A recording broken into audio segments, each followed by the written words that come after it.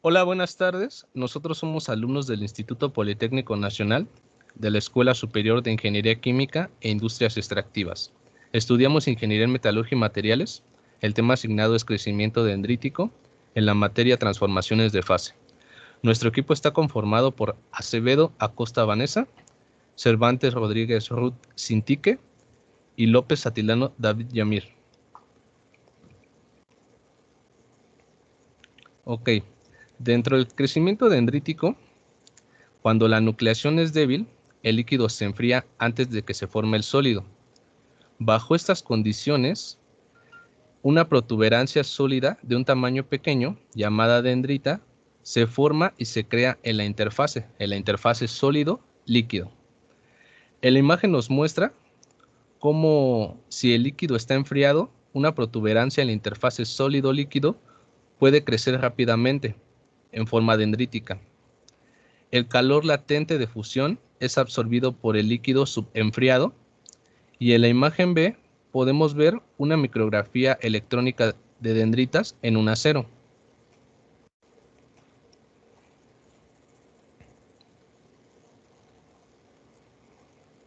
Ok, conforme crece la dendrita, el calor latente de fusión pasa al líquido subenfriado, como les había dicho.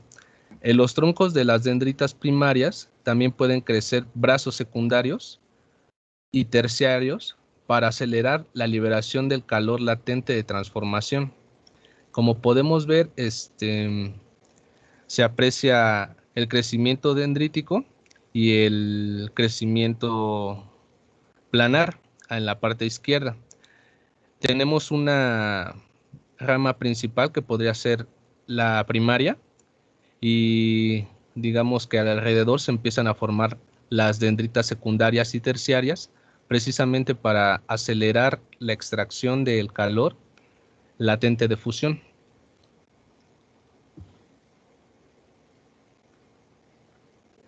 Y bueno, el crecimiento dendrítico continúa hasta que el líquido subenfriado alcance la temperatura de solidificación. Es importante mencionar las diferencias entre los crecimientos, el crecimiento planar y el crecimiento dendrítico.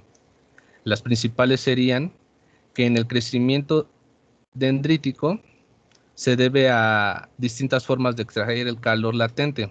En el caso del crecimiento planar, se extrae el calor por medio del sólido hacia el recipiente o algún molde.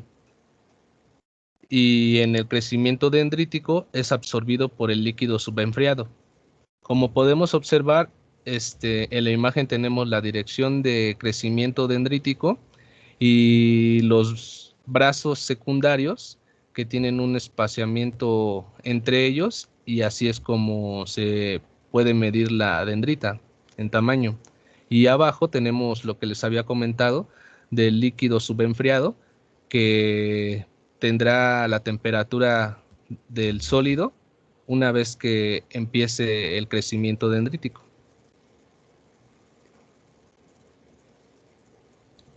Bueno, ahora bien, hablando acerca de la dirección en la que van a crecer estas dendritas, pues obviamente van a corresponder al tipo de estructura cristalina que sea, para que entonces estas puntas sea la dirección cristalográfica que tomen.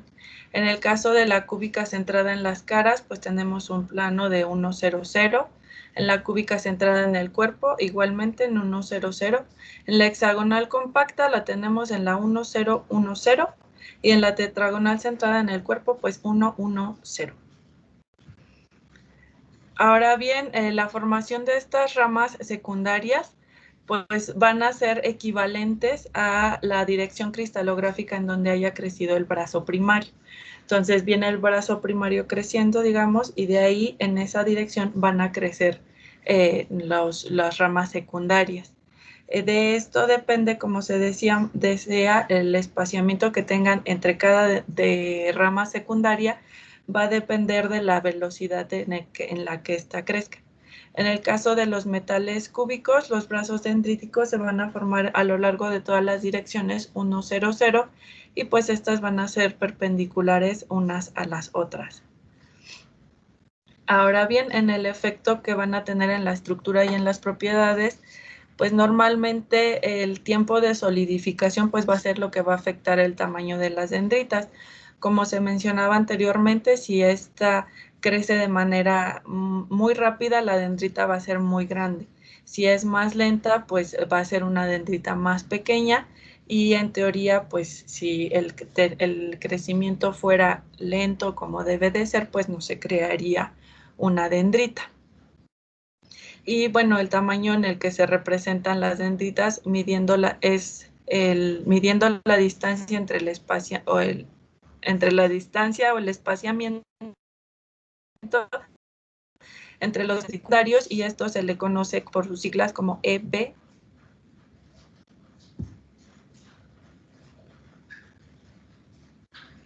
Muy bien. Retomando lo anterior, el espaciamiento entre brazos dendríticos se mide mediante la ecuación E de BS es igual a KT, donde K y donde tiempo esté, K y M son constantes, y estas constantes dependen de la composición del material. En la imagen que vemos como con el inciso A, estamos observando que el espaciamiento entre los brazos dendríticos secundarios. El espaciamiento entre los brazos dendríticos secundarios se reduce cuando en la fundición se solidifica con mayor rapidez, entonces se obtienen dendritas más finas. Estas dendritas finas son más extensas y sirven para conducir eficientemente el calor latente hacia el líquido subenfriado. En la imagen que tiene el inciso B, ahí podemos observar una metalografía donde se encuentran las dendritas en una aleación de aluminio.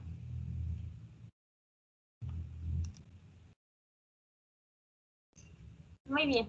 En estas gráficas vamos a observar que la distancia entre los brazos secundarios dendríticos dependen del tiempo de solidificación. Por ejemplo, aquí vamos a observar aleaciones de zinc, de aluminio y cobre metálico puro. Observamos que entre menor tiempo de solidificación es menor el espacio entre dendritas secundarias. Y en la segunda gráfica tenemos en el eje Y la resistencia a la tensión UTS y el porcentaje de elongación. Entonces, entre menos espacio exista entre los brazos dendríticos secundarios, el material va a tener mayor tenacidad y mejores valores y propiedades mecánicas. Todo lo contrario a que si el espaciamiento entre los brazos dendríticos secundarios es mayor, los valores mecánicos desafortunadamente disminuyen. Y bueno, en los efectos de solidificación tenemos la contracción y la contracción interdendrítica. Esta última consiste en la formación de poros por contracciones volumétricas entre las dendritas. También se le llama microcontracción o porosidad por contracción. Es muy difícil de evitar que éstas se formen debido a las altas velocidades de enfriamiento. Estas dendritas se pueden reducir o en longitud entre estas, permitiendo que el fluido fluya entre las dendritas, como se muestra en el inciso A de la imagen. Y así el líquido fluye a través de la dendrita hacia la interfase de la solidificación. Y la contracción remanente hace que esta dendrita se vuelva más fina y uniformemente distribuida. Entonces, resumiendo, en el inciso A, observamos cómo ocurre la contracción volumétrica del líquido que se encuentra entre los brazos dendríticos, como que lo está apretando.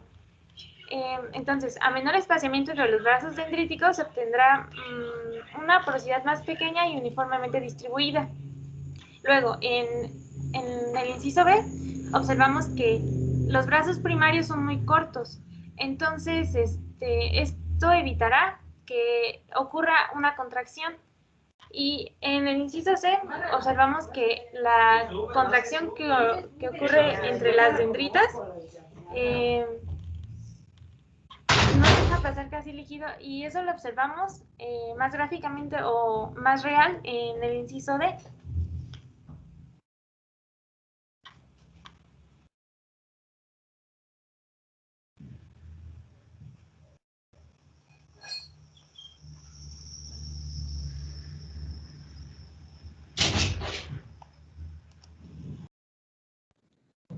Bueno, en resumen, tenemos que el crecimiento dendrítico, pues es que la temperatura va a descender por debajo de su punto de solidificación.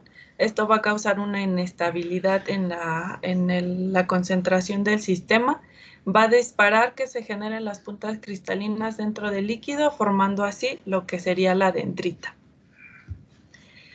Aquí están nuestras fuentes de información, si alguna gusta consultarlas, y agradecemos mucho su atención.